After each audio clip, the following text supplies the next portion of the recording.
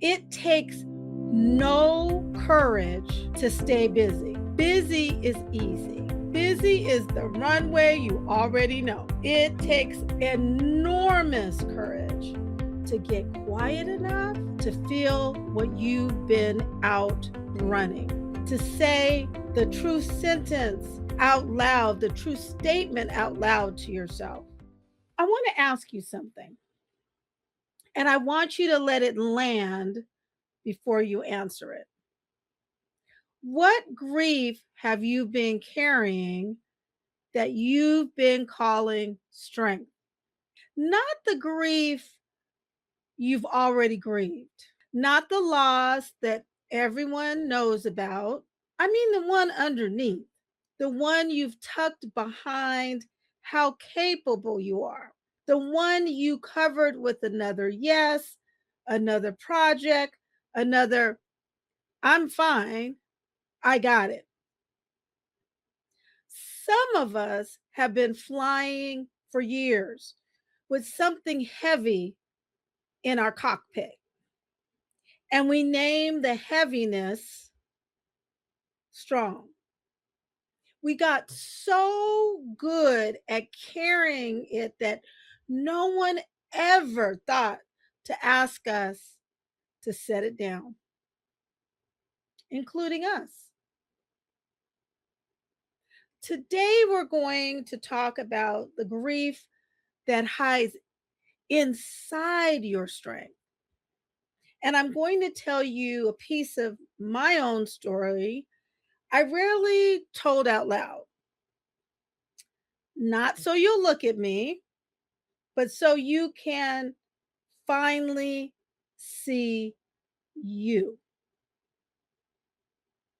Welcome to Below the Circle. I'm Dr. Phyllis Hayes Reams, also known as Dr. Phyllis, and this is the place where high achieving women like you stop circling and start landing. If you're new here, circling is what we do when we've spent years flying over our own lives. Capable, accomplished, admired, and quietly exhausted, unable to find the runway home to ourselves.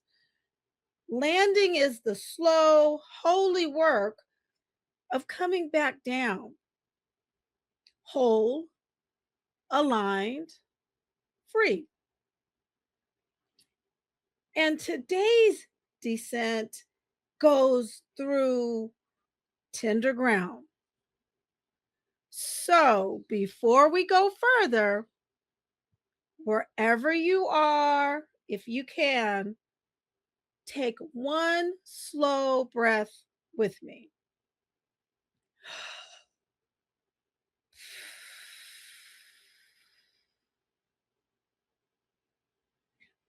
Let your shoulders come down from your ears. You don't have to hold it all for the next 20 minutes. Let this be a place where you can set something down. There's a season of my life I've rarely talked about. It goes back almost 20 years. There was a woman who hired me. She mentored me, took me under her wing, and I admired her. She had the kind of standing, the kind of posture, the way she carried herself. It was the kind that I wanted. The room got a little straighter and brighter when she walked in. I didn't just want to learn from her. I even admittedly I wanted to be like her. And I thought we had really become good friends. So when she told me she wanted me to follow her one day, that means to step into her role, I was honored, a little scared, but honored to be following her in this leadership position. I started preparing and I thought the door was opening for a new season, a new chapter. And then one ordinary day, I mentioned just in passing because I hadn't really heard anything of what was going on. And I had been working hard to make sure I got everything taken care of with my paperwork, trainings, all of that. So just in passing,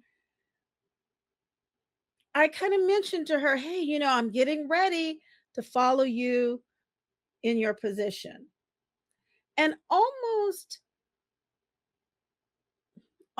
kind of matter of factly, she said that the people above us, so the higher leadership, had decided there wasn't anyone to take over for her in her role. And she would just stay in that position longer. And I hadn't really understood the process before this time anyway. I didn't know. But yet, because she had told me almost in a way that she was tapping me on the shoulder to say, "You're next, get ready, it's coming."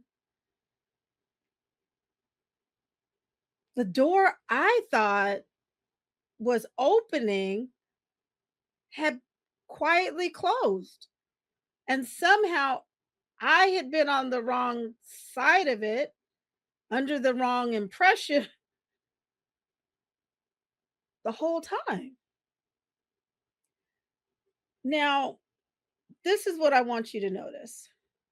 What I told myself in that moment was not she's protecting her own seat. It wasn't that maybe she was afraid of me stepping into a role. What I heard was deeper. What I heard was I wasn't enough.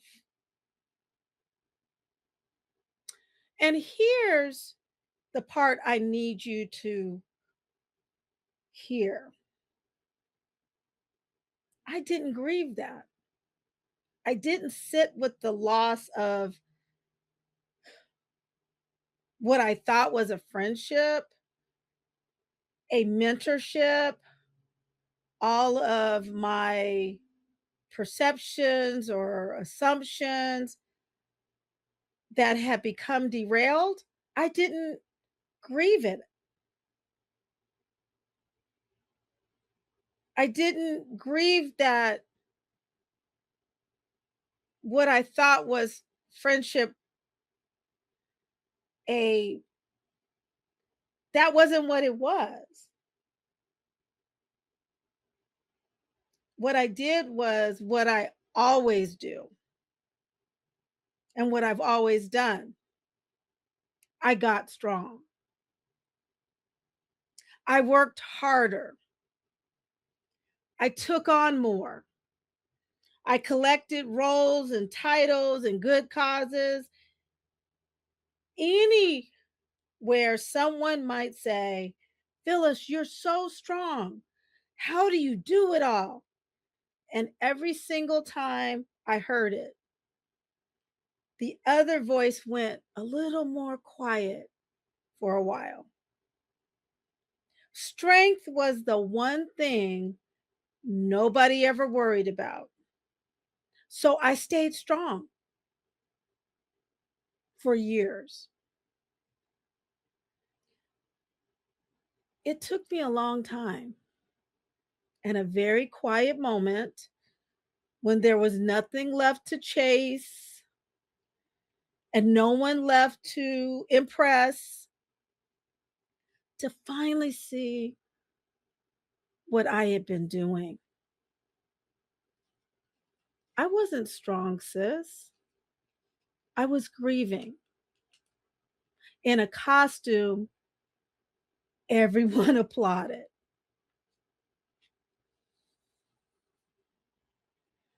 And I wonder if you're wearing one too. Here's what I've learned, both in my life and walking alongside women like you. For women like us, capable, faithful, the ones everyone leans on, grief almost never gets to show up as grief. It's not safe to. We have people depending on us. We have a witness to keep. We have a reputation for handling everything.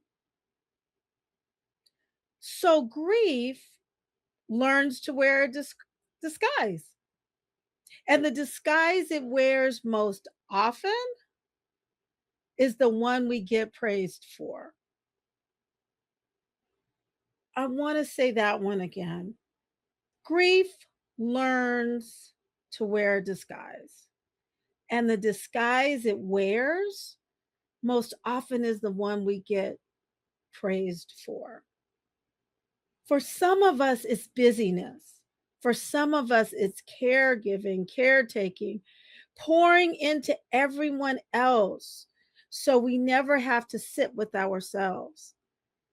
And for a lot of us, it's that beautiful, while dangerous word, resilient.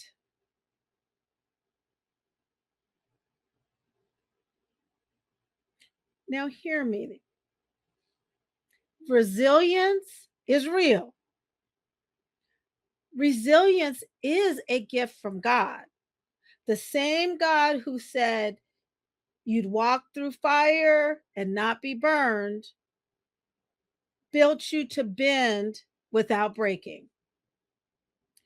But there's a difference between the resilience that comes and it carries you and the resilience that covers you. Let me repeat that.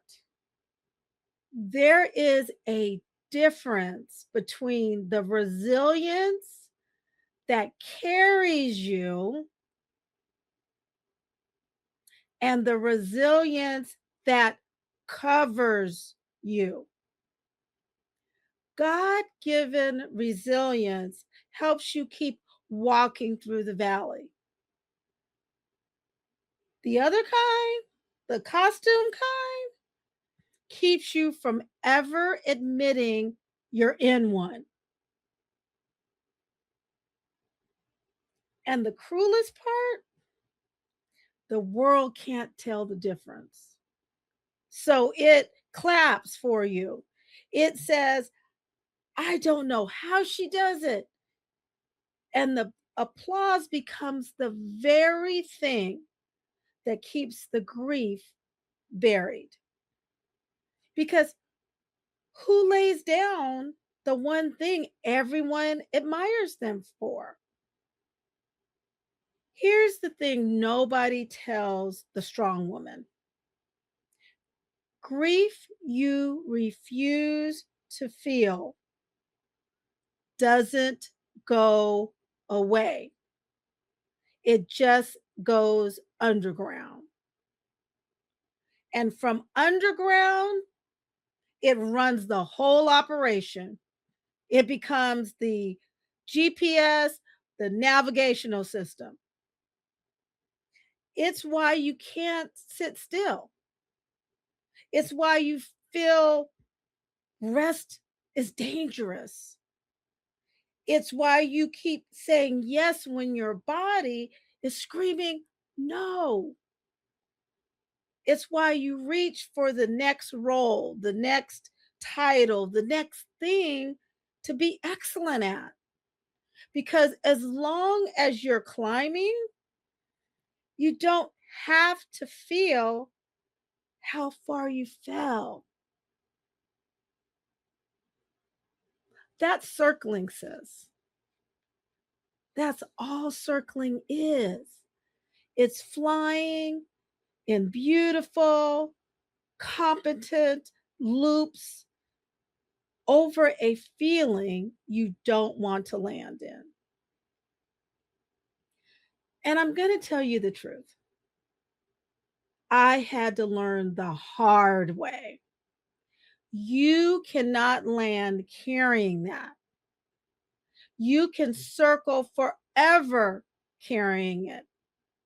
You can be admired forever carrying it. But you cannot come home to yourself, to who you really are, and who you truly been created to be while you're still pretending you're not bleeding, that you're not living on fumes. The weight you've been calling strength is the exact weight keeping you in the air. So, what do? We do the thing that feels like the opposite of strong. We must let ourselves feel it, to feel our grief.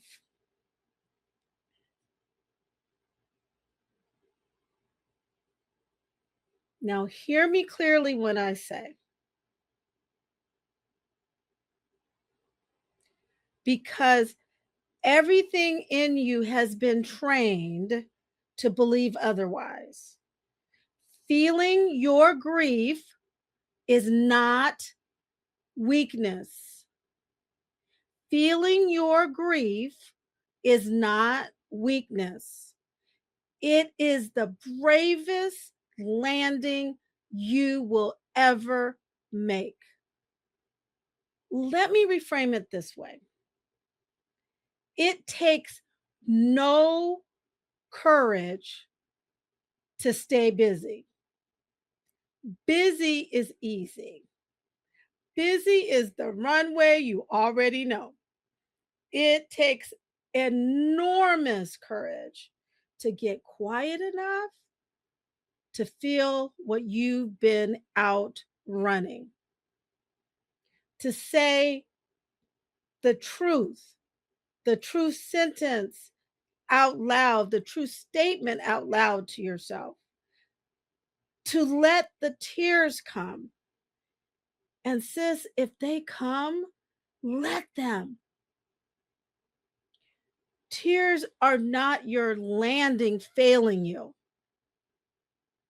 Tears are the weight finally leaving the cockpit.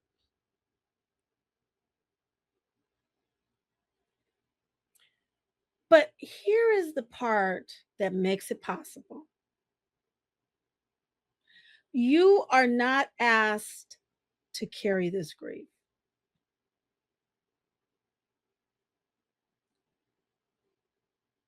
You're only asked to stop hiding it.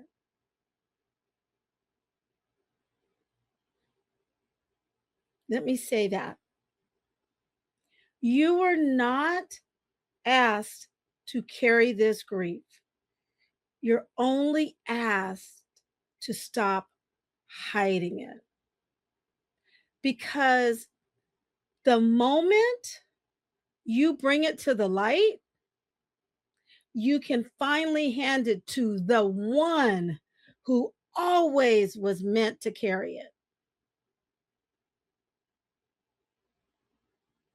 The scripture says, cast all your care upon him, for he cares for you.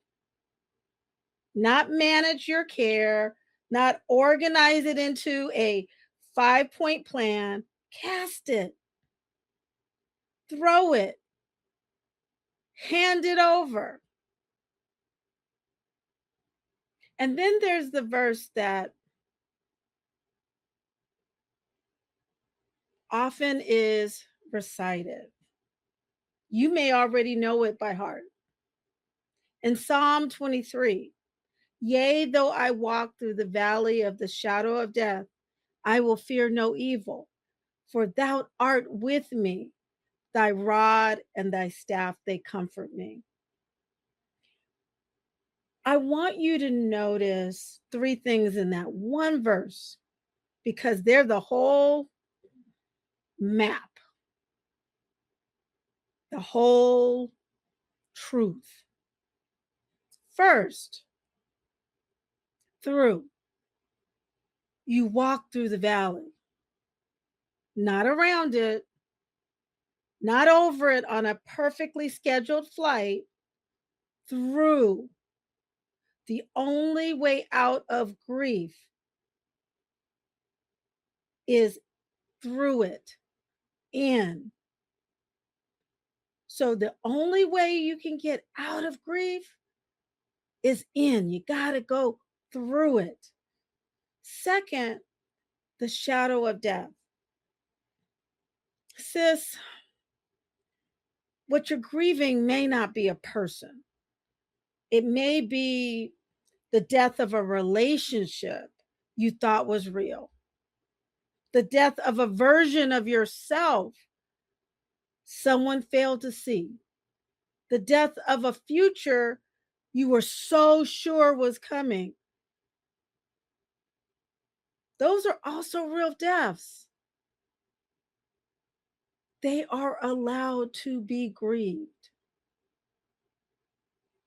And third, this is everything. Thou art with me. You do not walk the valley alone. The shepherd is not waiting at the far end. Our God is not waiting at the far end with his arms crossed, just waiting for you to get to the other side. He's in it. He's in the valley beside you with a rod and a staff, which means he has both protection and direction in hand, even when you have neither. Now, here's what happens when you finally set the weight of grief down. Space opens up. And for women like us, an open space is the most dangerous thing in the world because our instinct is to fill it immediately with a plan, with an answer, with the next project, with a brand new thing to be strong about. Don't. That's just climbing back in the cockpit with all of that. Climbing back into the cockpit with the same old stuff. That's circling, basically going back to circling, but yet you just have a fresh coat of paint. When the space opens up, I'm going to ask you to do the hardest thing a high achieving woman can do. So when you let that grief down and that space is created, I want you to be still. Resist the urge to manufacture your own next chapter, the answer, the fix. You have spent years building the answers yourself. And look how tired you are. Let God tell you the next step. And notice I said the next step, not the whole plan,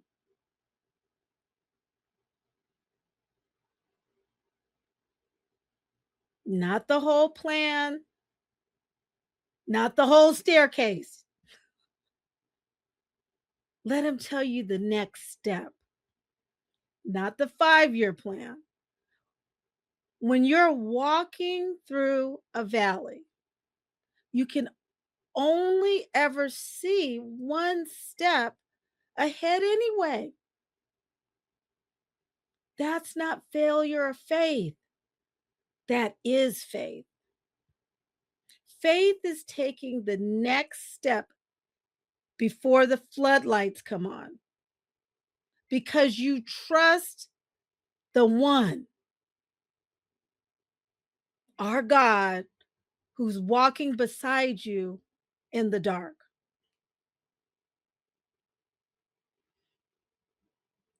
Now, I'm not going to pretend this feels good at first. When you stop performing strength, it can feel like a free fall, like darkness, like you've lost control of something you worked very hard to control, to navigate. I know. I've been in that chair, but hear the verse again. I will fear no evil, for thou art with me. Not because the valley isn't dark, not because there's nothing to fear. There is, because the reason you don't have to fear, he is with you. And that control that you're so afraid to lose, be honest with yourself, sis. It was never actually keeping you safe. It was just keeping you up in the air circling. Letting go of it isn't the danger. Letting go of it is the beginning of the landing. So here is your landing in the days ahead. Just one thing, not a project, a permission. In the days ahead, I want you to put down one thing you've been carrying as strong. Find a quiet moment, your car in the driveway before you go in, your closet, the early morning before the whole house wakes up. And instead of being strong, just for a few minutes, let yourself feel the thing you've been outrunning. Then say it out loud to God. It can be that simple. Lord, I've been grieving, fill in the blank, and I've been calling it strength. I'm setting it down now. I can't carry it anymore. Will you? Ask Him to carry it for you. And then this is the part that's hard for women like us. Don't try to fix it. Don't build a plan. Don't make the list. Don't turn your healing into one more thing you're excellent at. Just let the space be quiet and ask Him for one thing, the next step, not the map, the next step. And if the tears come while you do it, again, sis, let it come. Let them come. That's not you falling apart. That's your cockpit. That's your plane getting lighter. That's your win, sis.